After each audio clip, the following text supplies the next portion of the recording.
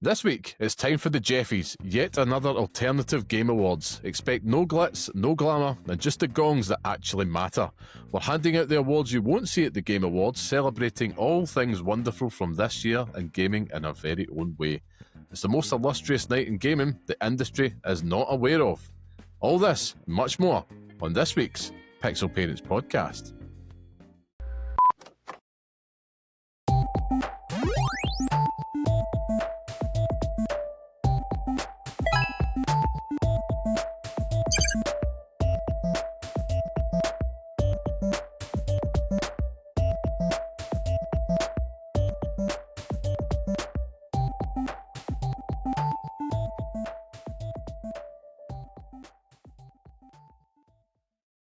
Hello and welcome to the next episode of the Pixel Parents Podcast, the show that discusses all things gaming from the perspective of parents. I am your host, Liam Kelvin, and today I'm of course joined by the bearded one, Scott, the tastemaker. Curry, how are we, Scott? I'm very well, actually. It's been a week and a half, you know. It's not, has it been? It's been alright, actually. Not that bad a week. I've kept busy. That's really all I can say. I've been kept busy. I'll drop some news. We bought a house. I've not told you this. Oh, but we bought a house on Monday. Excellent, congratulations. Thank you very much. Liam knows that I love moving house, so much so that I've done it thrice. So no, this will be the third time now, but a bit further than the last time we moved, which was literally 5 steps down the road. Yeah, this one's a little bit further away. So it's just been preparation for getting the house pictured and up online, and it just so happened to coincide with the day where my boiler broke.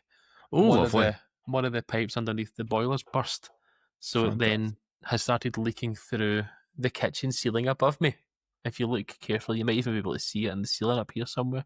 Jeez Louise, it's up there somewhere.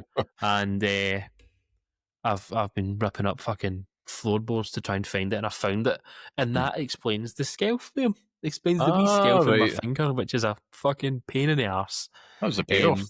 It is the payoff. It's been great. So somebody's now coming out tomorrow, just before Christmas, to drain my bank account. And hopefully drain the system so I can paint over that patch before anyone takes photos, and then fucking just continue on with life, It's mate. Chaos, man. Absolute fucking chaos. But how are you? Good, man. As somebody, as you know, I was in that process this time last year. It was just over the last weekend there. We're talking about, it was a year to the day we put our old house up for sale. Obviously this is the first time at Christmas time in this house, so got the tree up and everything, as you can see. I'm good this week. It's been a hectic one though, man. This time of year is absolutely radio rental. But I've been looking forward to this show because we kind of get to kick back, have a bit of fun, and that's the joy of kind of making shows at this time of year. There's no Pixel Pick Showdown for this week though, I have to say, because we've got too many awards, just awards daft. But yeah, it's been a week of busy stuff. We might have been doing some other stuff to get ahead of the festive season for you lovely listeners. You might just have to tune in throughout the holidays. But yeah, and I also went to see Jamiroquai this week, and I tell you, that made me feel so old, because I realised the last time I saw them was 15 years ago. And I was like, how has that happened? How the hell has 15 years passed? Did you just refer to Jamiroquai as them? Is Jamiroquai the band? Yes. So what's the name of the hat man? JK. Right. I just thought that was like an abbreviation of Jamiroquai. That makes more sense now. I don't know the lore behind the name. It's something I should probably go find out. But what I will say is, I went in there with kind of lowered expectations, because as we get older, we all just tend to creak and not do things as well. But everything was flawless. Band flawless, voice was flawless, and just great entertainment. And it had a lovely kind of festival type vibe. I mean, because the first time and the last time that I saw them was down in Hyde Park. They were supporting Stevie Wonder, and the show was amazing. But the crowd was utterly pish, and I would never go back to a gig in London. Just pales in English, comparison to that pair. English crowds, eh? Oh God, Who'd have them? English listeners, come for them, come for them. listen, Especially listen, I'm fine with that. we English crowds pissed are off the pish. Scousers last week. They're Look, kind of coming for you as well. yeah, that's true. Actually, Your Arsenal just gloating. listen. The minute I did it, they drew me fucking Chelsea, so nothing more's been said. Oh, that's it. You're playing it at the hoodoo. But aye, man, it's been a week. Because of that, I have to say my gameplay time has been severely reduced. Recording right now on the very evening that I can play finally Metroid Prime 4.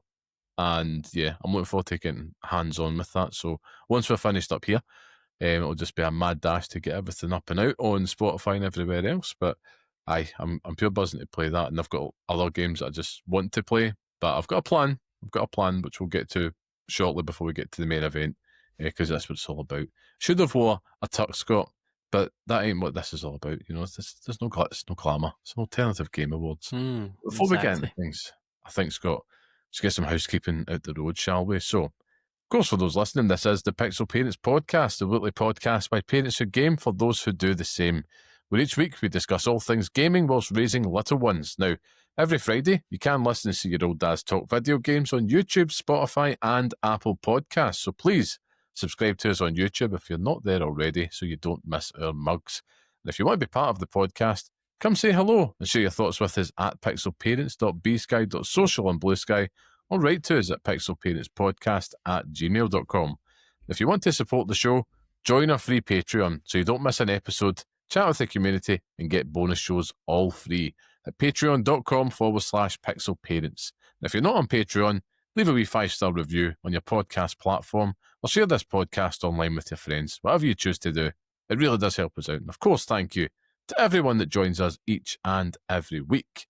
So, And also, Mhm. big up Spotify Rap this week, giving us all the feedback and everything.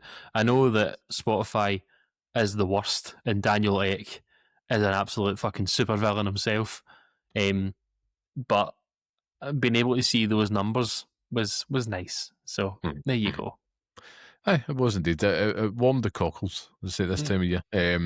Yeah, I'm with you, man. It's you kind of would, because we're not big podcast, Scott, as in big podcast business, should I say? We've been doing this for money, or for grifting, selling fuel.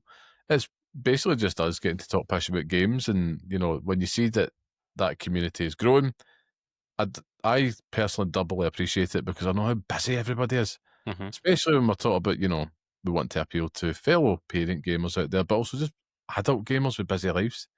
And, to find any time to sit and spend with us every week, listen, we'll put all of our full arse behind it to make sure it's worthwhile for you. So thank you. Really do appreciate it.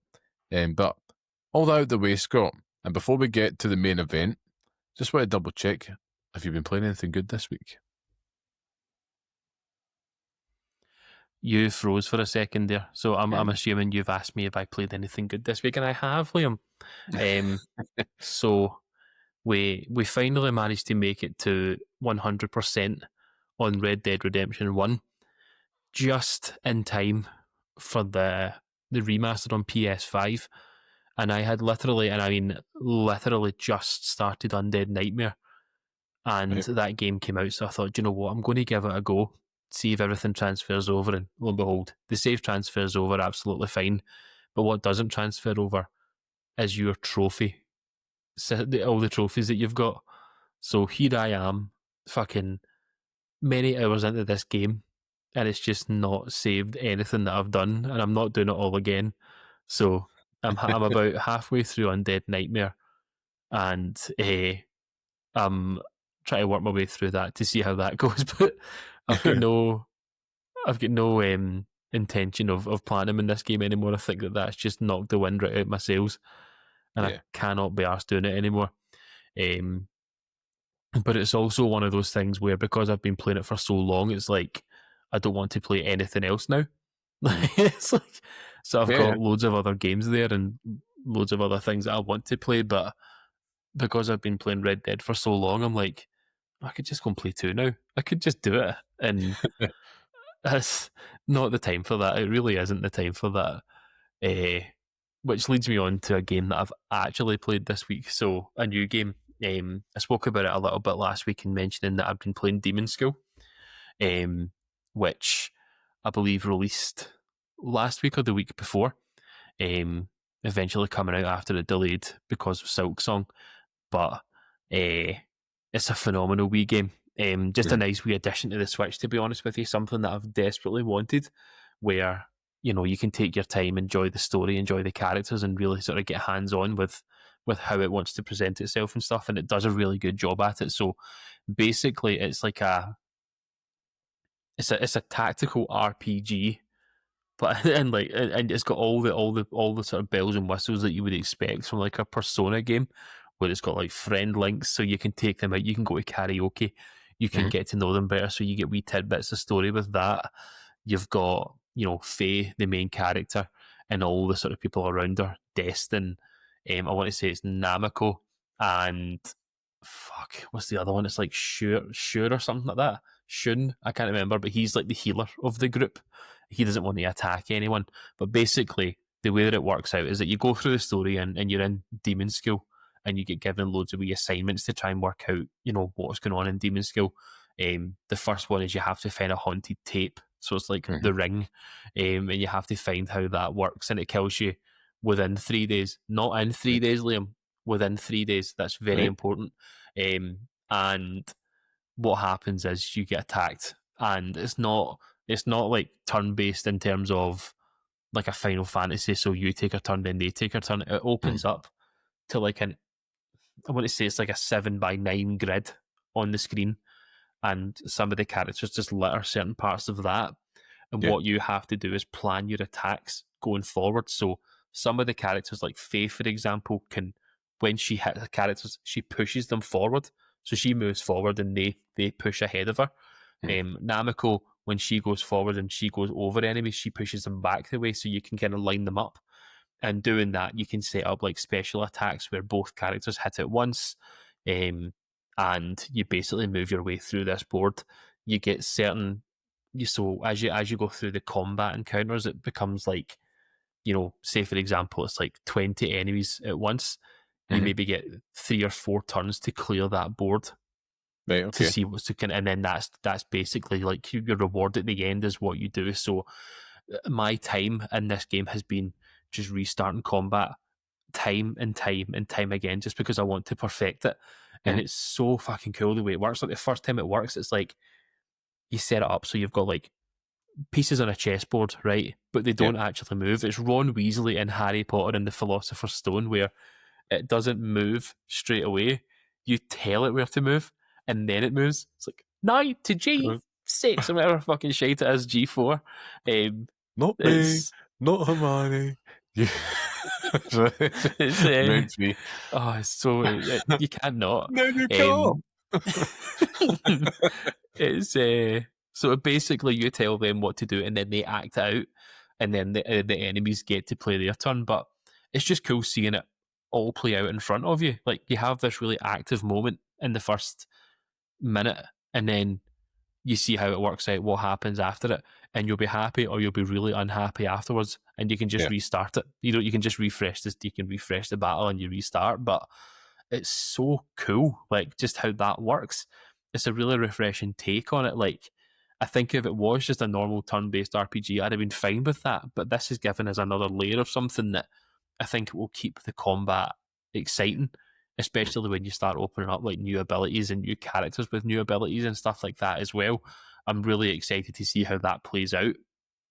The story, it's not really fully started yet, and I think that that's one of the criticisms that I've seen online, is that it draws itself out a bit too long, which if you've played a Persona game or if you've played Metaphor ReFantasio last year, you'll fucking know what I mean. It drags the arse out of things, and it's fine for a Persona. It's fine for an Atlas-based RPG, but for something like this, no. But with this, it's interested me so. It's kind of kept my interest so far, and there's loads of other things to do as well. Like you have morning, noon, and night, and you can do whatever you want in those periods. If you want to go and study, you can do that. If you want to go to karaoke with your mates and build your relationships with them, you can do that. You want to go fishing, Liam? It's a Mhm. fishing mini game on there. All the fish are demon fish, so they all look weird, and it's cool as fuck. Um, there's a ton of things that you can do, and it really is just an awesome wee game. So I'm honestly I'm buzzing. The fact that it's on the Switch it's really made my Switch like that. Playing it handheld is just perfect. Like and Yeah. sessions maybe like here and there going to the toilet or something like that. Do you know what I mean? It's just the Hell perfect yes. companion for it. Yeah, and I'm just excited to sort of break into it. Red Dead Redemption has completely stolen its thunder this week, and I can't even deny it because you know the demise of John Marston has left a bitter hole in my body, like the many holes that were left in his. But Indeed. um, one thing I wanted to ask you, Liam, Mhm. was, and Demon School, this is a review in progress, right? I know how much we love that, but it's basically a review in progress because I'm not rushing it. I don't want to, Yeah, but yeah, yeah. with Red Dead Redemption, right? And this is obviously I've revealed the big spoiler for the first game, but what was because I don't remember this and I never finished the game. What was the public perception of Jack Marston at the end of all this? Um, I mean, from what I remember at the time, it was that he just wasn't John, and it was just a bit weird. Like, I think I, I think I shared the same sentiment as a lot of people at the time, which was playing it just felt a little bit strange because it's a bit weird. It's like seeing a guy that doesn't suit facial hair, and Mm-hmm. he's there in front of you. It's just a bit. It feels weird to look at him. I don't know. Even He's though got a really wide face. yeah, it's very strange. I think it's because it's testament to the connection you build up with John Mm-hmm. throughout this whole game, and it's it just hurts. You know what I mean? Because I think as well we're so used to be like, oh, you've beat the game, but we'll take you right before the end game, and you could go back and mop up things, but you do get to complete the story. And I'll leave it at that. But it's like you do get to complete the story Yeah. playing as Jack, and that made it worthwhile. But unfortunately, it just meant that I put it down. And Mm-hmm. I think that was kind of the sentiment for some gamers. I think thinking back on it, it wasn't like a big. If it was out today, it would be very different, I'd imagine. But back then, it was just a wee bit like, it's fine. It's just not John. That's what I really remember from it. And what was your thoughts when you? I agree wholeheartedly. I was Yeah. fucking raging, Liam. I knew it was coming, and it still annoyed me. I think if he looked and acted differently, I'd have Mhm. maybe sort of been more into him. But it just looks strange. He Like does. He does. I don't know really know how to describe it, but it just looks fucking weird. Um, But everybody and in that game, though, it's a game of ugly bastards. Like there I is mean, not. yeah, it really is. It They're not really Bonnie, is. But even Bonnie, but they're not Bonnie. even Bonnie McFarlane, aye. That was a nice wee touch going back to the ranch and Yeah. Undead Nightmare and actually seeing her. It's like the longing for John. Even when you actually do the last few missions and Beecher's Hope with Yeah. her, and you go back to the farm there and she's there, and she's like pure raging that Abigail comes. It's like, oh, Bonnie, honestly, what a woman. But uh, I am I am jonesing now for a Red Dead 2 playthrough. So good. It's it's So burning a so hole in my soul. I think I have to. I might do it over Christmas. It might be something that I open up for myself. But there's still a few games on the list good. that I need to go through. I've still got Hell Is Us upstairs, Liam, that I Oh bought yeah, yeah. I forgot about in the cellophane. that. Mhm. I've got Fantasia and Neo Dimension up there as well. So that those are two games that are there to be played. And Liam, before we move on to the Geoffies, right, or if you want to Mhm. talk about anything else, but before we even do go on to this, I want to devote 4 minutes of my time Okay. to a game that I have played now for 3 hours, right? And I honestly don't think it's good. I know this isn't a bit to annoy you, to annoy the fans, to annoy the world. But Liam, Donkey Kong Bonanza is not fun. I don't think it's fun at all. Terrible. It's You are terrible. genuinely It's so fucking boring. Like, You are terrible, I Scott. I just can't. I can't. I am. I really am. I can't even deny it. It's, This would be you your know, most dastardly thing smashing you've things ever up done. a couple of times is fun, but you know, it's just I just can't anymore. Like I've done it a few times, and I'm just like, yeah, I can't be asked. Hearing I banana feel loses its joy in me after the third time I heard it. You know what I mean? I'm just like, I'm fine. Are you playing it yourself? Or are you playing I've this? Are played you it. co-piloting? I've co-piloted it. I've been playing it myself. I've been watching her play it as well. I've done everything, Liam, the whole gamut, and it's just not. I Man. just can't vibe with it. I just don't think it's good. I think it looks ugly. I think that, Oh, you Jesus. know, I think that the exploration part of it, you know, if you're happy to punch things 400 million thousand times, like if you want to fuck up the buttons on your controller, you know, and you wire right in, but it's it's genuinely just like I'm playing it and I'm just like, this is just not fun at all. I just don't like it. So I think that's me. I'm calling time on the Donkey Kong Bonanza experiment, and I would like it to go back to the way it was, please. Nah, I can't. I can't now. The end game of that is probably some of the greatest moments I've had this year in a game. But I will say, regardless of that, you've done the right thing because, as we always say, if it just ain't vibing, just put it down. Just put it down, walk away. It's cool. Nothing gained, nothing lost because we don't have the time to force it. Mm-hmm. That's the main thing. If it's do you know what? Who knows? Maybe in a few years' time, you never know. We've all had that as well with games. I mean, I still think there might come a time I pick up Dragon's Dogma 2 and it might click, so even though it didn't the first time round. But because I know there's a game in there for me to enjoy, but I've did the same as you, played it for about 3-4 hours, and I was like, the same for me, put it down. But I still think there's something that might be there. But I get it. You know, it's a shame. You know, I do feel sorry for you in that regard because it was so much joy, so happy, and it's taking the end game moment aside from it, and it's still something I think I've put about over 60 hours into that game, and a lot of that would probably be from my son at this point, but it's a mainstay in the house. But who knows, man? Who knows? It might just be one that's appealing to the big kid, and it should be one that appeals more to the kids out there. But yeah, it is what it is. I know. I'm just going to keep on talking here because I don't know if Scott can actually hear me right now. We'll just have to see. Some technical difficulties, I suppose, is the colloquial term for it, I suppose, but it's just what it is. His biggest worry is DK Bonanza. My biggest worry is internet issues this week, which is a load of pish. What I'm going to do is I'm going to pause things now. We're just going to sort these technical difficulties and be right back through the magic of technology.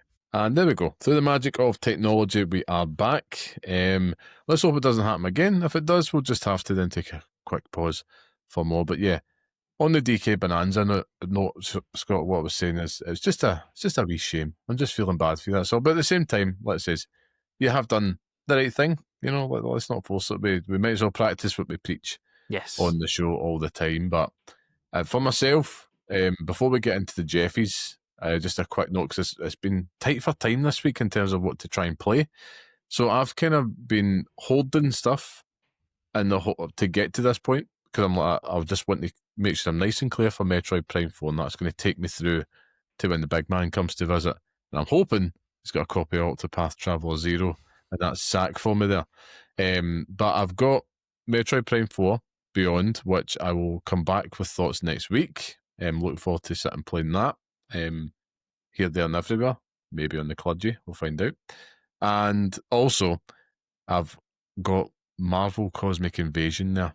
Now, I'm taking my time with that because I'm going to play it with my son, who is, like any boy that's 5 years old, is big into Marvel. So that is the strategy. I'm going to try and brave co-op, and that will definitely elongate the experience, Scott. So I shall report back. Very excited because it's all the cosmic side of Marvel. I know you've got ones like Annihilus, you've got like Cosmic Ghost Rider in there as well, Nova, all the big hitters, Scott. That's what I like to see. Just feed me all of that, please, and I'll be very happy.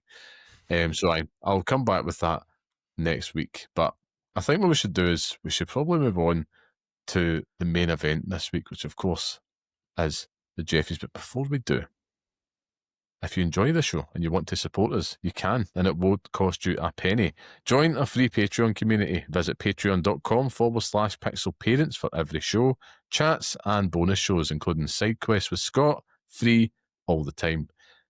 All you have to do is go to patreon.com/pixelparents, subscribe there, and also don't forget to subscribe to us on YouTube. Just visit youtube.com/@pixelparentspodcast.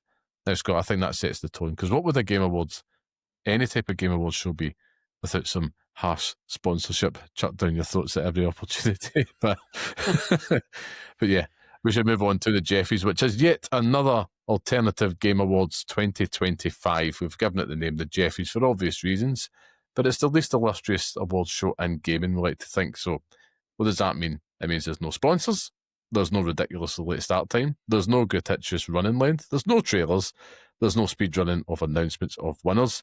It's just about giving gongs to some of the biggest moments and games of this year. And it's all said with love and good humour, of course, but what we want to do is take a loving look back at what 2025 might have meant to us in gaming. I should also add, this isn't the definitive Pixel Parents Game of the Year. That's coming in a later episode. This is just looking at all the wee bits. Could this be a hint? Could this be a hint to how it all goes, Liam? Oh. But yes, Scott, I'll kick us off. We'll just do one a piece here, right? Oh God, right. I need to have the notes up then. I know, I need a wee envelope here. So the first one up here is most shafted, which is basically, who's been the most shafted this year in gaming? And the award goes to the gamers. Yeah. I think it's no surprise, Scott. The gamers, we've saw price increases across the board. Hello, Xbox. And games. Hi, Nintendo. And what looks to be the beginning of the end in terms of new game affordability due to economic conditions. So that's, shorthand for grifting at the end of the day. That's basically what it means. So, yeah, they're ruining pricing, they're ruining it, we're getting shafted, and this award has to go to the gamers, Scott. It's a tough one, though. It was a real tough one. You've got every person laid off in the games industry this year as well. They could have taken it, people, the actors trying to fight AI is also another one there. Yep. So it was a tough one, but I think the right person won in that right, to be honest with you. Yeah. We all lost and we won an award. Fantastic. Yes, exactly. The world are winners. For number 2, we're looking at the podcaster Contrary Mary of the Year. Liam, what does that mean? No, we are not, Scott. You're just teasing things too early. Far too early, Scott. I think the next one on your list. So the next one, we're just going to tease them out a little bit before we get that there. You could have just done it. The spirit of the Alternative Game Awards. We don't just put these things out like that. No, a little bit of chaos. Scott, I believe the next category is Villain of the Year. Villain of the Year. You. Yeah, of course. I knew that. I was just playing a game. Yeah. I mean, it's obvious, isn't it? Villain of this year. Capitalism. Mm-hmm. It's been a crazy year for greed. You know what I mean? I think that to define 2025 as greed in its entirety, shareholders winning, loyal customers losing, and the economy just fucking shagging every single person for every single penny that they've got. It's terrible, man. Tariffs increasing, so we now have to pay more for Nintendo Switches over in the US. It's just in the pursuit of the dollar, and I just can't stand it. Yeah, obviously we're in agreement on that. I mean, I think back to an episode we had earlier on this year, the big cost of gaming chat, which was interesting, because it was like, for the first time it felt like, wow, this is a really grown-up conversation, but also we're speaking about it in a manner that's not grown up, because all we're saying is this is pure pish, put the price back down again. Aye. And let me pay normal prices for this, you fucking asshole. Yeah, exactly. And it does kind of leaves things on a sour note, in a lot of cases. Particularly, remember the Switch 2 launch? Mm-hmm. And it was that feeling of, like we says, the villain of the year being capitalism. And Yeah. I know, listen, we might be sounding a bit like, some type of punk rock anthem or something like that. And if that's the case, then tough shit, because it's true. Like I mean, Mussolini, exactly. Aye, big booze all round, man. Like, capitalism is really shafted. It's because at the end of the day, it's that moment sticks out like a sore thumb in 2025 at the Switch 2 launch, and it was not like even Super not even the Mario Kart launch. World. It was the lead up to the price and the Yeah, price news where they did the showcase showing off what the Switch could do, and then there was like a 5-minute bit at the end where we thought, alright, they're going to show the price, and then they never done it. yeah. And then it was like a tweet a day later where they just said, yeah, fucking bend over. Aye. But then they went a step further. It's like, oh, and if you're in America, bend further Yeah. over because the tariff. Aye. And then I think that's still got to rear its head next year. I feel that they're going to get through Christmas, I've said before, and then they're going to put the price up again. I really hope they don't, man. But if so, I'm hoping the big man manages to sort out a lot of our friends out there with a nice Switch 2 and getting ahead of that villain of the year. But I'll move on to the next one here, Scott. Which goes to the most, the mist, Jesus, I'm The tired. myth. Giggity. God almighty, can't speak. The most disappointing anniversary award. There's my envelope here. And the award goes to Super Mario's 40th anniversary. Scott, talk about a missed opportunity. I mean, this should have been the real Super Mario Wonder. But really, it went out with a whimper. That's right. I'm here Super all week, Mario folks. whimper. Super Mario whimper. You said it before we started recording. No, they should have released a Mario movie this year. Like, They should have. it was the fucking 40th anniversary. Do you know what I mean? I think it was the wrong games. I think it was the wrong everything. Do you know what I mean? Speaking of Donkey Kong Bonanza, if it's the 40th anniversary of fucking Mario, like, come on now, it's fucking Yeah, there. yeah. I know. It's right there. But it's just mad. Like, this is how we celebrate this man's 40th birthday. 40, I know. 40 years in the plumbing industry, jumping over fucking barrels and being chased by monkeys, and this is know. how we celebrate him.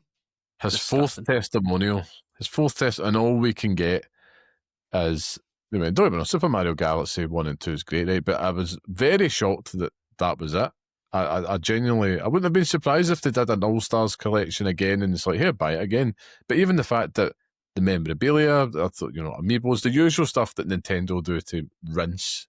And you know that they can't, because I think a lot of it's tied to the film release next year, because you don't want to oversaturate your market. Mhm. And don't get me wrong, kids will be kids. There'll be kids that are probably going to have their last year of really been into like Mario to that degree before they're too cool for school for a few years and they come back to it, believe me. That's how it works, kids. But, there's always opportunity.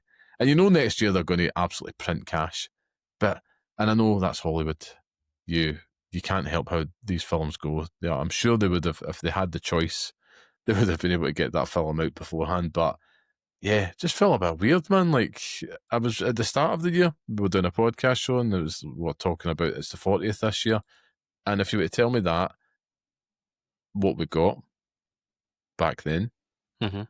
I would have been like, no way, man. But it's actually making me a little bit, I don't know, apprehensive about Pokemon's 30th anniversary that's coming up as well. So it's like, I It'll be don't know, man. it'll be DLC for A to Z. Za, Big bruh. Zam. Big Zam, mate. They just have to just put all the old games on Game Boy, Switch Online. That's all they Yeah. have to do. Just give me red. Slam dunk. Give me red, and that's all I need. Happy Yeah. with that. Exactly. But I mean, if you compare it to Super Mario 35th anniversary to the 40th, yeah, it just wasn't. It was a bit of a shite party, Nintendo. You've got to at least get a Costco cake next time, you know what I mean? Aye. Just actually put some That's effort it. in. This man fucking carried the company for years, and this is how you repay him. Disgusting. Oh, no honour. Scott, what's the next award we have in this award show? Probably the hardest fought one of the group, but we're looking at the best game showcase of 2025. We discussed it. The tribunal looked at it, and the judges can now confirm that it was the state of play in June of this year. Why was it the state of play in June this year? because it's the only one that we can remember having decent games on it. We got a new trailer for Ghost of Yoti. 007 First Light gave us that cool trailer with the Aston Martin chase. Final Fantasy Tactics, The Evilest Chronicles, was announced and coming only mere months later. Silent Hill F, Marvel vs. Capcom Tokon Souls, strangest fighting names. The Marvel Tokon Fighting Souls, I should There say. you go. Sword of the Sea was announced. Mortal Kombat Legacy Collection, Neo 3, Metal Gear Solid 3 teased it online. Suda 51 showed us Romeo as a dead man. Luminous got announced, Luminous Arise, whatever it was.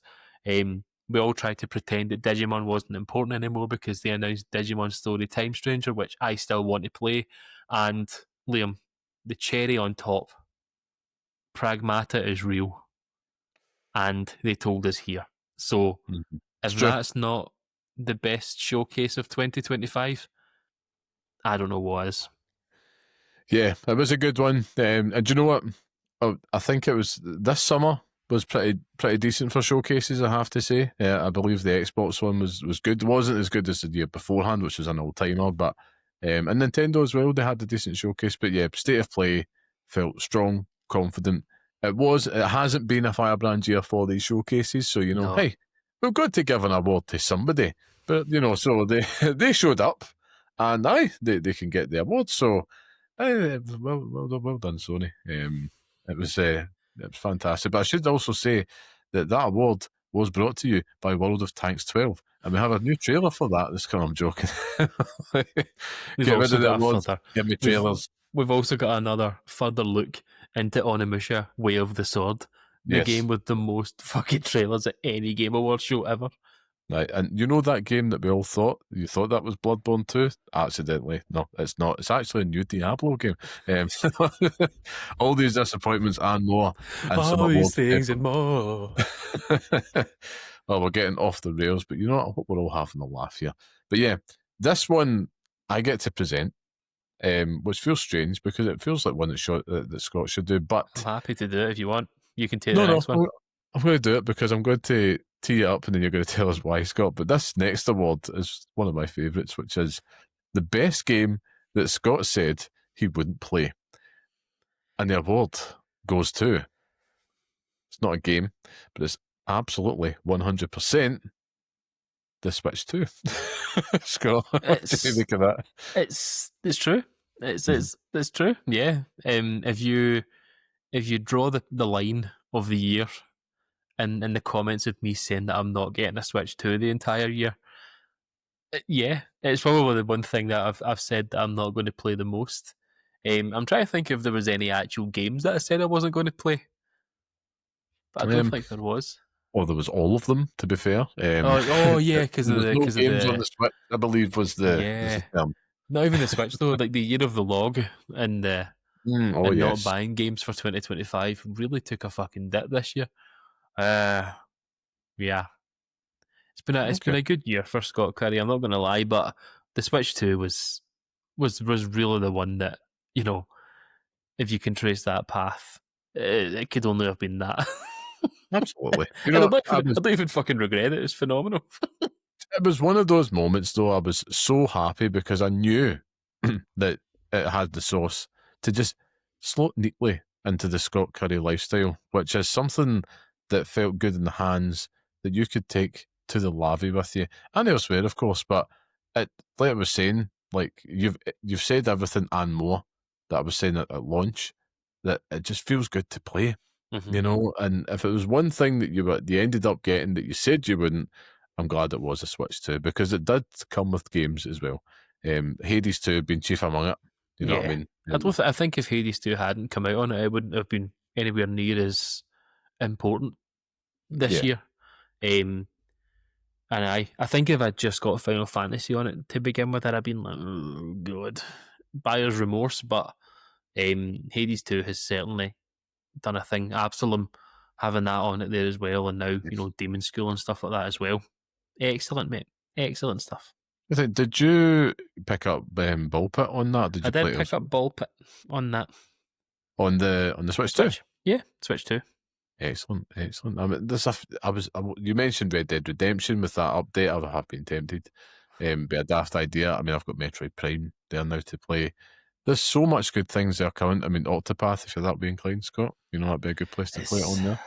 with Octopath. I'm always like, I really want to get trophies for it if I'm playing it. I don't know what Yeah, it is. A game like that feels like you need to get trophies, but um, I might. I might.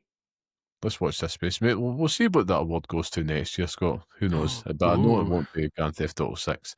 Can imagine.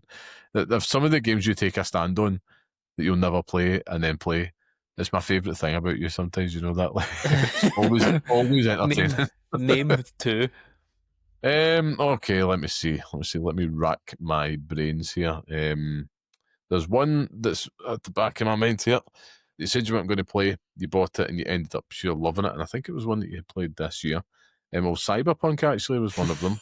Yeah, which ended up being one of your favourite games this year. Yeah, Um, it really I'm was. trying to. That might have been, like my equivalent would be like Final Fantasy VII Remake, for example. Yeah, that Trying to was an think, awakening this year. The it first really, person, the first personing of Scott Curry this year. honest to God. Oh, and Life is Strange True Colours. That was another one, Yeah, Scott. that's you're probably right. That's two. Right, okay. Yeah, There's a trend here now. One's there's a one's trend. one's a coincidence. Two's a trend. Indeed. But why don't you take us away into the next award we've got on the Geoffies? It's interesting we should say the word trend because speaking of trends, we want to give an award to the best new genre trend. Think Silk Likes. Games that are like Silk Song. Do we call it a Silk Line? Why is it not a Hollow Knight like? We can call it what we want. We're trying to coin it in the show I and we'll want to do it well. fucking it's a Silk like then. All that patter. But it really could have only been one winner because this has been the the trend of this year, to be honest with you, and it's roguelikes. Um, they have been slowly getting there with like Hades in the past and other games there. Hades is the only fucking roguelike that I can think of at the moment. But this year has been like, if the rest of the year was as watering this flower, the Mhm. flower has now blossomed and we're starting to see the fruits of its labour. Where Blue Prince is to be concerned, Hades 2, Absalom, Clover Pit, Megabonk, Elden Ring, Night Rain, Ball Pit, to say the least. Do you know what I mean? It's just been outrageous. And there are more coming. Do you Yeah, know what I mean? yeah. There are more roguelikes than ever before. And I love it. I do love it. There's I do. something I really enjoy Yeah. about a roguelike, but also something that I fucking hate about them as well. Like it's you get your value for money with a roguelike, but it's also you never finish that fucking game ever. Yeah. Like I mean, you just you're have to right. make peace with just never finishing it. Absolutely. I mean, it's the ones that have just like these roguelike elements within there, Uh just huh. that base structure of like, right, you die, try again, but your build slowly gets better and better, and you might get lucky on that little bit of RNG to get the right items to make it to the end. And Hmm. I do wonder because it's such a compelling type of game genre, I suppose. Like, I would say a game genre. It's more like a trope at this point, isn't it? But who knows? Somebody will come for me for that. Calm down. But is there an end in sight? Do we ever get to a point where we're like, oh, I'm sick of all these roguelikes? Remember, like the zombie boom in the 2010s? Yeah. And is it going to be something similar to that, or the same way that we look at open world games now? Because don't forget, there was a time where the Ubisoft formula, which any video game creator out there worth their salt has absolutely beaten that like a dead horse over the So past few years. But that was once the new hotness. We're sick of it yeah, now. Do you see that I happening here? I would say yes, but Mhm. look at the games that we just mentioned there and how different they all are. Blueprints, Hades 2, Absalom, Clover Pit, Mega Bonk, Night Rain, Ball Pit. It's like not one of those are like the other. They're not. They're all completely fucking different. Hades Yeah, 2 is probably the most roguelike in nature of all of them, to be honest with you. yeah, yeah. Blueprints adds a new twist to it being one of the most fucking frustrating games of all time. Um, Absalom, you've obviously got you've got the beat 'em up nature of it. Clover Mhm. Pit, gambling. Megabonk, I haven't played. Elden Ring, Night Rain, haven't played either, which is fucking shocking. It's mad, And and we've not touched that. aye, disgusting. And Ball Pit, do you know what I mean? Like they're all so different that I think that the roguelike name and the nature of a roguelike lends itself to be made in about a million different ways that Mm. these games could be endless. Do you know what I mean? And they are endless because you never fucking finish them. You've said hello Crowsworn on this. I have absolutely no idea what that is. Crossone, remember it was shown off at the Xbox showcase a couple of weeks ago. Looks basically like it was struck straight from Hollow Knight if you had an old Bloodborne, I see. doctor mask on your face. I see. Yeah, I know what you're It talking about now. looks cool as all hell, but it's also like, I swear to God, that could have been a Hollow Knight expansion. It would have been like, oh, yeah, awesome. But yeah, I'm very, very interesting times ahead. But it does look to be like, we say it's the new genre trend, and it's been there for a while. That could have been like an award for like the past 4 years running, to be Yeah, fair, at this point. absolutely. But yeah, well done. We'll see who gets the next Geoffie, which of course is the Future Trend Award. This one is something that's been on the tip of our tongues all year, Scott. Something that's got every gamer talking and mainly moaning. And the Future Trend Award, Geoffie, goes to raising prices. That's right, folks. It's coming. Prepare them wallets. Out of all the gaming stuff, the one thing that feels inevitable and depressing is that our wallets are going to be ravaged like never before. It just feels like everything is set to just skyrocket over the next year and probably beyond. I'm hoping that that's wrong, but I mean, if you're seeing things like, I saw something daft about like PC components like going through the roof because of the shortage in demand, or shortage in supply because of all the AI push that's happening. Mhm. And then on top of that, the tariffs after this Christmas, I feel like that's going to rear its head again, and you're going to start to see them not taking a bath. But it's just what it is. Hopefully out there, nobody's making any daft decisions. If it's something's too high in a price, and that's the way the trend is going, then listen, I think we'll just have to just start some type of, gamer piracy type thing, just to start sharing these games so Oh, we can play God. them all. You know what I mean? Oh, God. Don't say it out loud. Allegedly.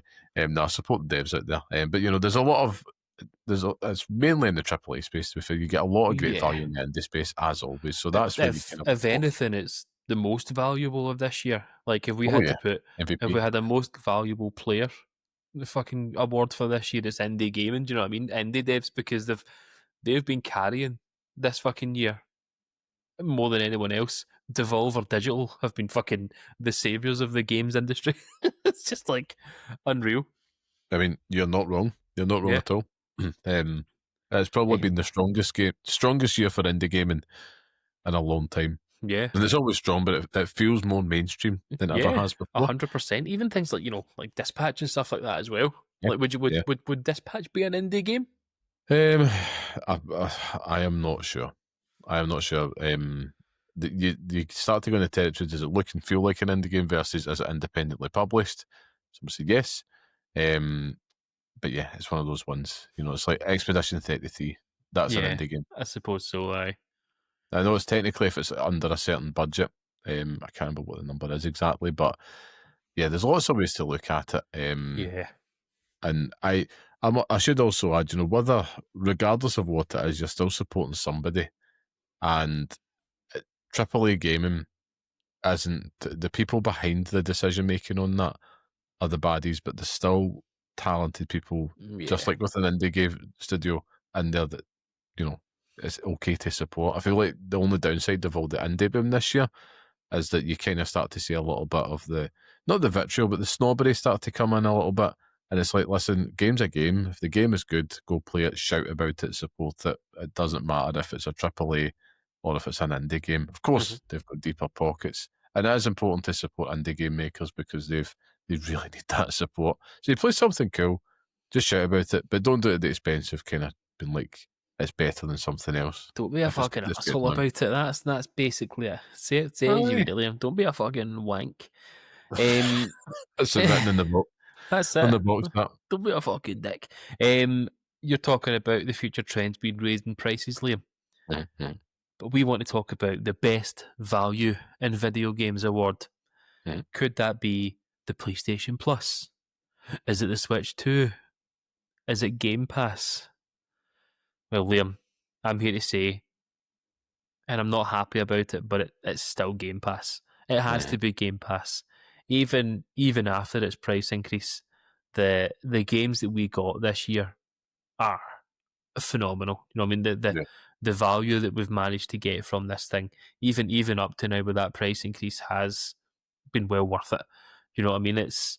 We were talking about it at the beginning of the year. This being one of the strongest years for Xbox in a very long time, And you still especially fuck. this generation. Yeah, so it's it's just this decision that they've made to raise prices has left a sour taste in the mouth. But Yeah. regardless of it, we were getting away with something. It feels like you were stealing sweets from the shop, and you've now been caught, and they're making you pay more for it. And it's like, well, I don't enjoy Yeah. it, but I'll do it.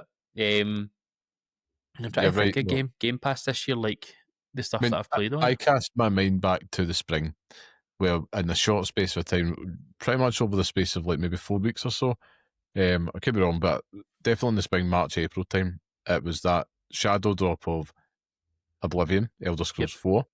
Then we had Blue Prince, and we also had Expedition 33. Maybe Yeah. not in that order, but all within that short space of time. It's like, wow, Jesus. And then on top of that, you've had other great indie hits on top of there as well. Ball Pit was one that came to mind. What Silk else? Song. Silk Song was another one. Well, in fact, Silk Song being a massive one, which would help with that. South of Midnight this year. South of Midnight. You also Um, had like Doom the Dark Ages as well. mhm. You had Gears of COD. War Reloaded, Call of Duty as well. I mean, it's overall the wider package there.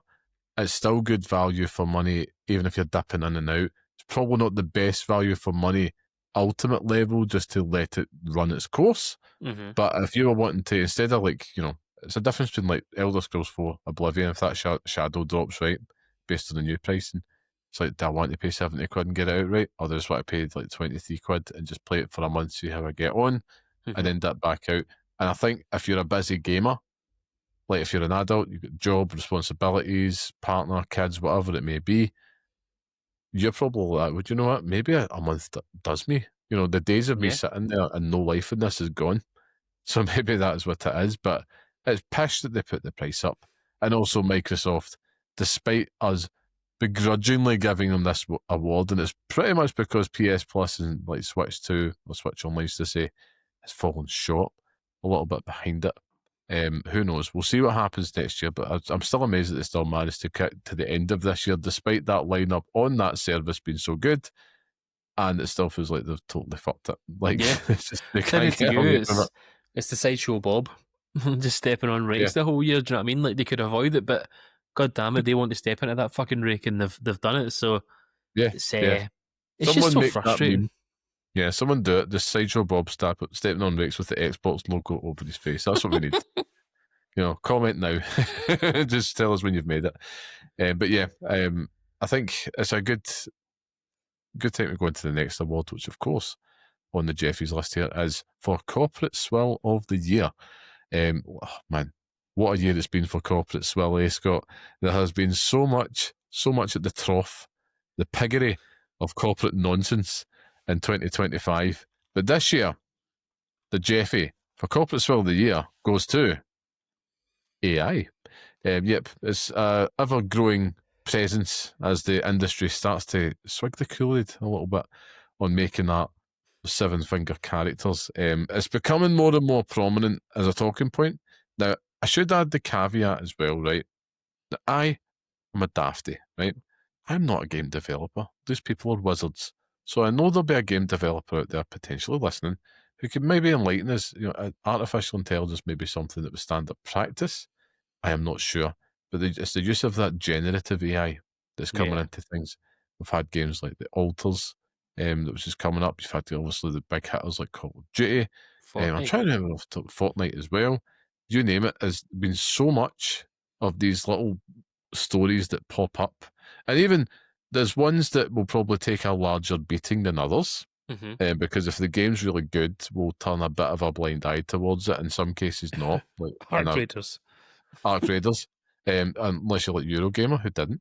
So fair play to them. Quite right. Yeah. But it's like, we have to be, it's either you completely against it, or you're okay in some cases, not in others. But in terms of that corporate salt, it feels like that is only going to get worse until the bubble bursts, Mhm. which I'm also shitting myself about because that is just bad news. If you've not seen The Big Short, just replace the housing market with AI and you'll I see what love I'm that. talking about. Big Short references.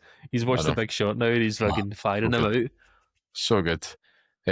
But it's true though. We've all It lived in is 2007, 100%. 2008. It's But yeah, every single day. It's another quote from fucking Tim Sweeney. We had the guy from Sega come out the other day. Randy Pitchford's probably fucking shouting out his window at somebody about AI. It's just, I think he's it's been locked up. it's Like, every single bad person in video games are all in support of AI. So that's probably going to tell you something about how we should all feel about the fucking thing. And as you say, there are probably ways that it makes people's lives easier, makes jobs easier, and that's great. But if we're talking about it replacing people with voice acting and stuff like that, or yeah, yeah. creating images that someone could have made in Call of Duty, like hire someone to make images on Call of Duty, it's like, come on now, you've got enough fucking Yeah, money there to do that. Just exactly. fucking sit down, mate. Yeah. And therein lies the rub. You know, Yeah, it's one of those ones that if you can hire someone, you really should, yeah, man, especially if fucking it's a do it. creative endeavor. Because let's not forget, AI can't produce anything new. It just regurgitates stuff that's already out there that Mhm. they didn't have the Listen, right to I'll regurgitate. step to the So, plate. We all seen my Black Ops 2 emblems. Do you know what I mean? Like, yeah, I'll step up for them if they want. yeah. Well, I mean, the true artist is right here. Come get him, big Activision. He'll do all your wee calling cards. All the wee artists. You know what I I'll mean? do. I'll just do my wee Jurassic Park homage with the That wee was so good. dinosaur holding the gun. That was Um, hilarious. it I took had me the one way with too the long. I had the one with the dolphins with the guns. Yeah. Oh man, I So understand why they got rid of it, but it's probably about time they should think about bringing it back. 'Cause Lord knows yeah. they need a win.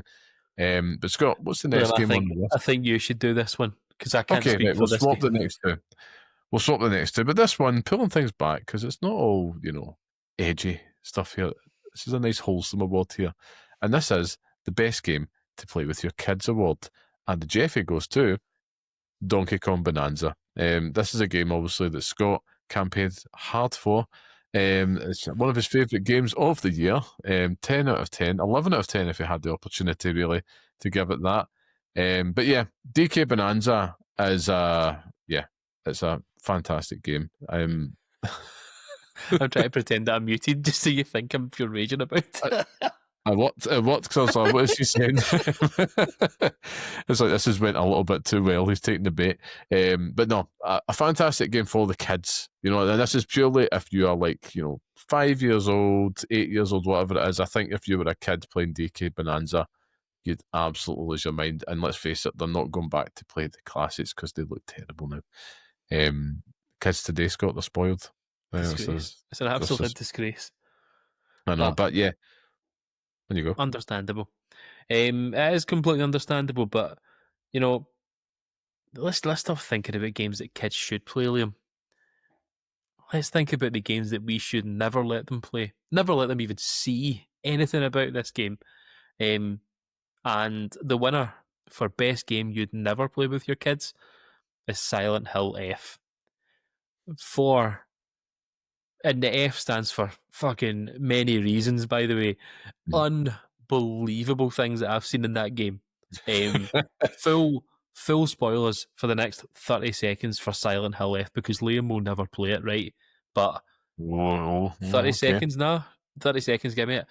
This Yep. woman literally cuts her own arm off, and you see it happen in real time. It's like, okay. Not only that, she then cuts her face, the skin face off, and gets like a mask put on top. It is fucking mental. And that's not to speak about all the mad abominations that you see the whole way through the game as well. All the crazy fucking weird monsters and weird other shit. It's like, nah, this is Yeah. just nightmare fuel. I remember seeing the end of A Nightmare on Elm Street by Mhm. accident one time, and that film fucking scarred me for life. And I think if my daughter walked in on me playing Silent Hill F, it would genuinely probably she'd have to grow up immediately because it's just Yeah. terrifying. Yeah, I mean, listen, from what you've described there, no spoilers from this point onwards, but yeah, what you've described there, yeah, definitely not one you'd Crazy. want to play with your kids ever. It might seem obvious, but I think Scott has more than made the case that yeah, make sure that they don't Go and watch watch that. it. I've seen you Go play and it. watch that on YouTube. It's phenomenal, man. It's good. Oh, It's God. brilliant, and it makes total sense in the context of the story, which is even worse. But, aye, go and have a look. There we go. Well, I think we'll move on to the next one here, which is now the time for the award for most anticipated game that will be cancelled. This one, the jury deliberated hard over it, and they thought, you know what, we have to go straight for Scott Curry's heart, and the Geoffie goes to Splinter Cell remake. Scott, I'm just going to hand this over to you. It's soapbox time. It breaks my heart. I wrote about this on Blue Sky. Is that one of the games that I want remade more than anything else is owned by Ubisoft? It's like, what kind of fucking heartbreak is that? Like, kind of dirty trick has been played here. News comes out every so often about this game. The director who was directing it at first left and has now come back to direct the game all over again. And it just seems like this game is just in turmoil every single time we hear about it. So I would not be surprised if they just scrap it. No Yeah, Splinter Cell remake for anyone, and Sam Fisher dies, and we just never see it anymore. I think you have to watch with a keen eye as to how the Assassin's Creed Black Flag remake does, Yeah. because that is either going to make or break a case for them to continue with certain remakes of a beloved franchise. And they're probably thinking, like Assassin's Creed, they know that sells well. It's a bit more of a safe bet than Splinter Cell in terms of sales. Hence why we're probably going to be playing that. I'd probably wager a guess in February next year. We'll probably see it at the Game Awards. That's the prediction I've made. I'm sticking by it. It's And if I was wrong, I knew that as well. with Black Flag, it's one that I would go back and play just to hear the shanties, but would never want to play the story again. Oh yeah, I mean, listen, I think there is a bit of, the rose-tinted glasses with Black Flag. I say this as an Assassin's Creed superfan, the resident apologist on this show, right? But, Origins was better than Black Flag. You're Yeah. talking about the difference between an 8 out of 10 and a 9 out of 10 game for me. And, Black Flag was superb, but, I can guarantee you the majority of people that played that probably didn't get past a third of that game or something. And it does start to kind of run out of steam a little bit towards the end, but it was still fantastic and it was great fun.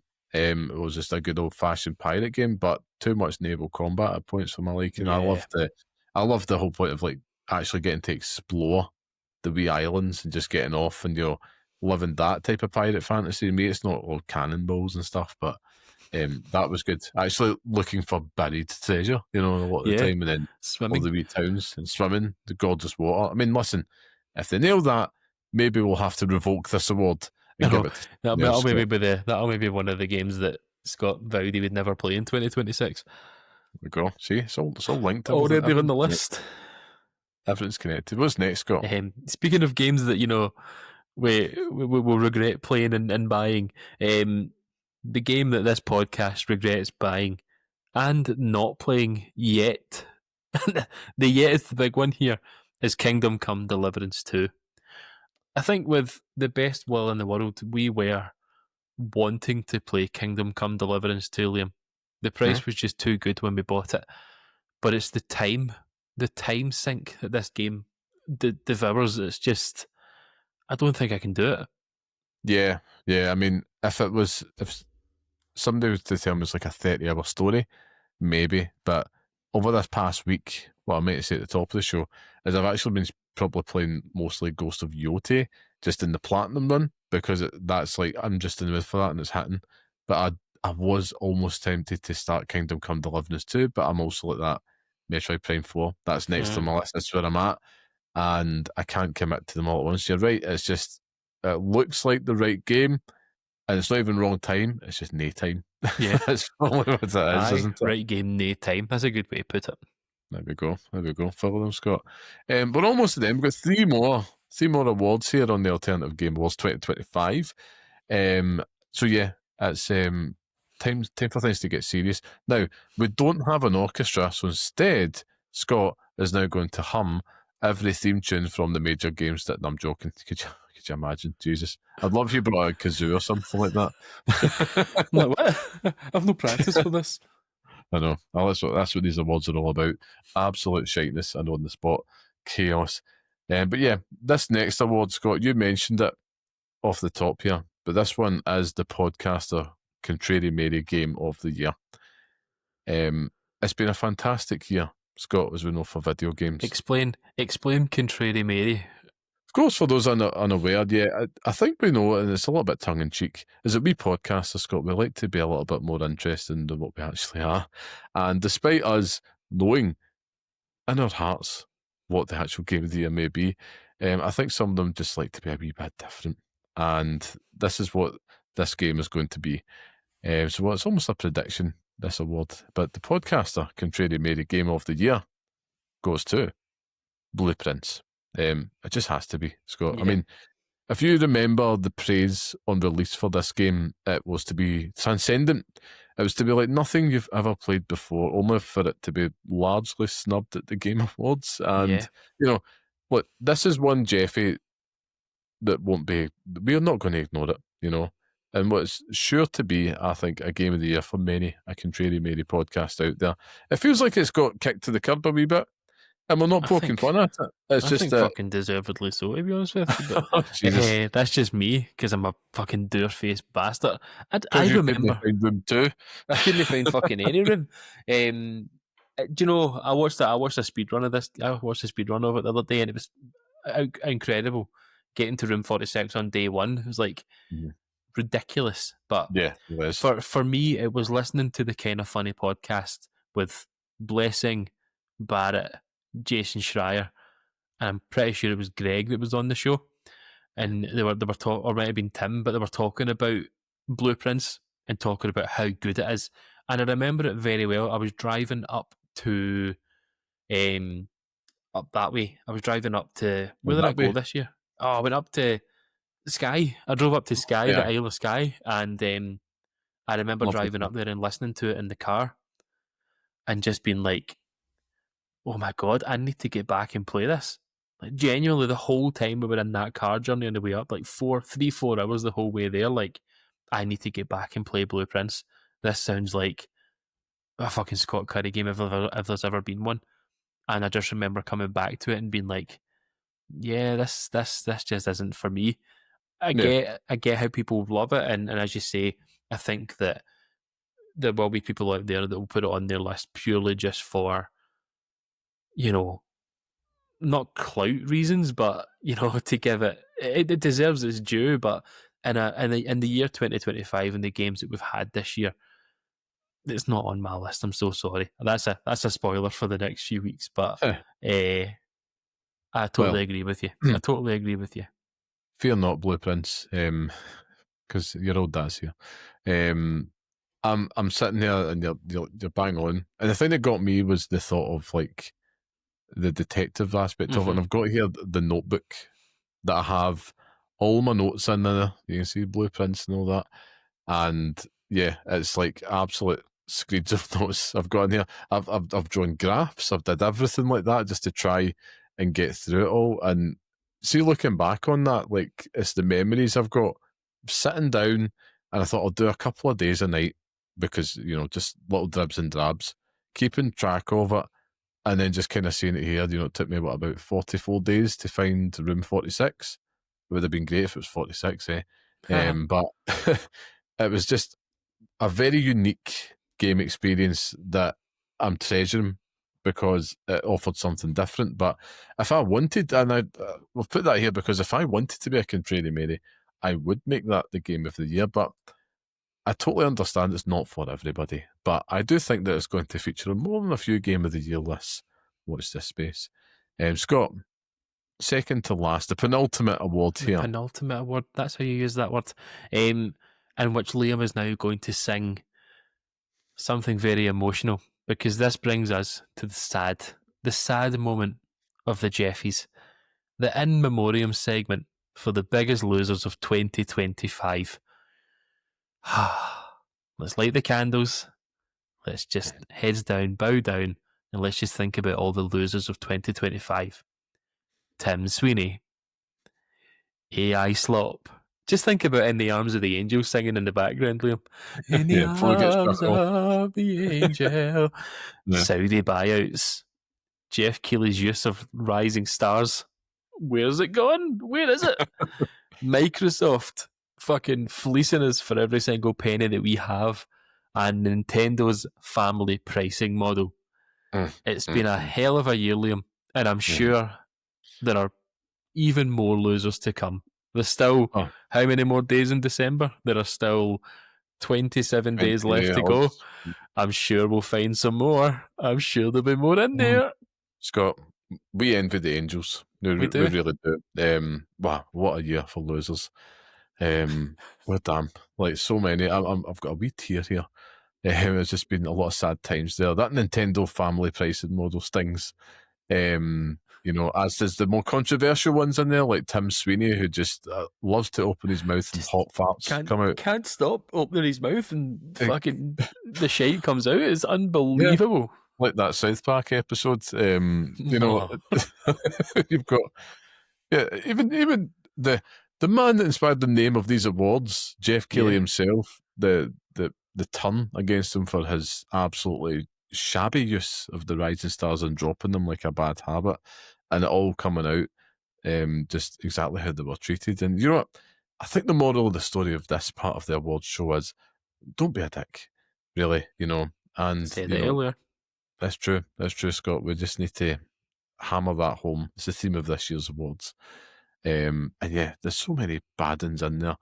AI Slop is the worrying one for me. And Microsoft. Saudi buyouts is the one for me, to be honest with you. I know we don't want to say it, but it's the one I'm most concerned about. Well, we watched this space. Although apparently they're running out of money, which I didn't think that was possible. I'll find something down the back of the couch to buy EA with. Because if they're running out of money, who has it? That's my next question. It's probably do you know what? It's probably just been paying Cristiano Ronaldo. True, they're skint. Oh man, money well spent, I suppose. I can't believe you tried to beat that overhead kick record. That is He's a so disgrace. Man's an absolute disgrace.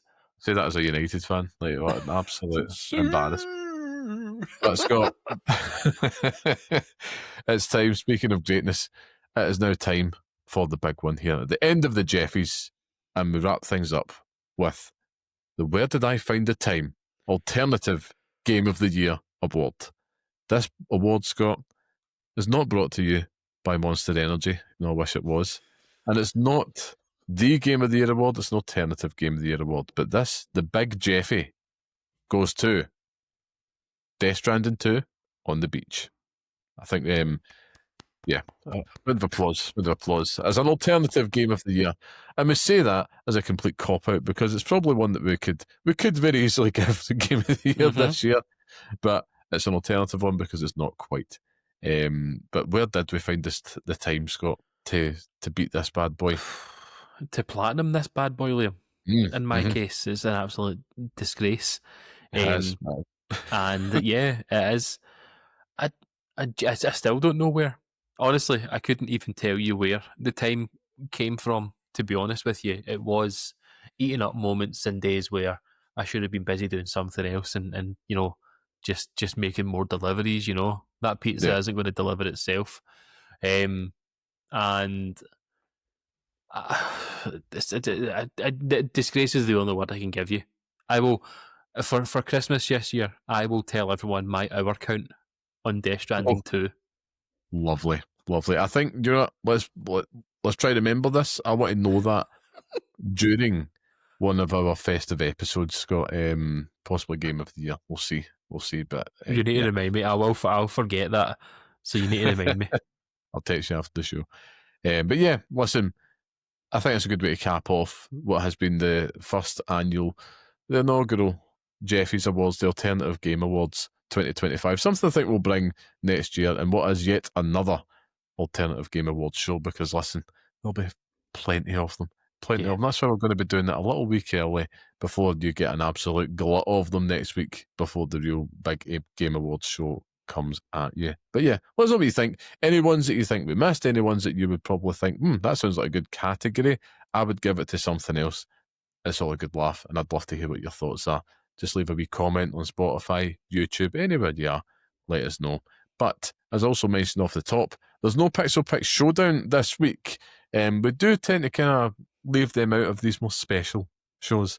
And we do have an opportunity just to remind all of our lovely listeners out there that we will be with you all the way through the holidays. So there will be no festive break for these two. You know what I mean? We don't quit, you know? We don't quit. Scrooge. It's like that. He's The start Scrooge. of Scrooge. That's it. Scott wanted some coal. I was like, no way. Not a chance. What is it? Bob Cratchit. Kill the excess population or some pish like that, eh?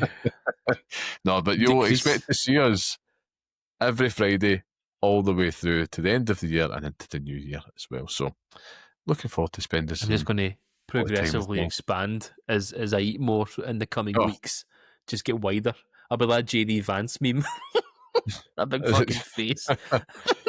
Now, you should come back here in the first episode we record in the new year looking like Brendan Fraser in The Whale. That's the goal. that's Right. the goal. That's what I'll go for. That's what I'll go for then. Just I'm like, with you, man. come right I'm to the with you. camera. Should pull up here. It's gone way after rails, man. I love it. I think, I've got like to the end of next week. I've got a suit I need to get into for a What's Night Out, and then after that, I believe you me, my blood type will be Greg's festive bake. That is the mission. I look forward to it as well. But yeah, Scott, on that note, it does bring us to the end of this week's podcast. So thank you once again for joining us. And remember to support small independent games media out there. So if you like what you hear and you enjoy the podcast, please share on social media. Tell your friends about us. Leave a wee 5-star review. Whatever you do, it helps us out. It makes a big difference. Think of us the same way you would an indie game. Shout about it if you like it. And remember to join our free Patreon community at patreon.com/pixelparents to support the show. Now, Scott, test time. Where can people find you online if they wish to hear more about how you're expanding your arse? Expanding my arse. That's a weird way to put that. Exactly. I'm expanding my arse on lamberman.bsky.social. I'll continue with the expansion. There we go. DLC soon. If you want to catch up with me, you can on Blue Sky at carmelite.bsky.social. And a thank you to our producer and music man, very handsome, very talented Mr. Sean Murray. Please go show him some sweet, nasty love. Check out his work on Instagram at barehandsdesigns and barehandsdesigns.com. Keep your eyes peeled. He might be making a wee appearance at this time of year. It's not just, why does Santa get all the credit for that? Sean has to get some credit as well. But keep your eyes peeled. See what happens. I used to think this. He only leaves his house once a year. There you go. Living a dream. Aye. Living a dream. But of course, you can listen to the next episode on all major podcast platforms and follow us on Blue Sky at pixelparents.bsky.social.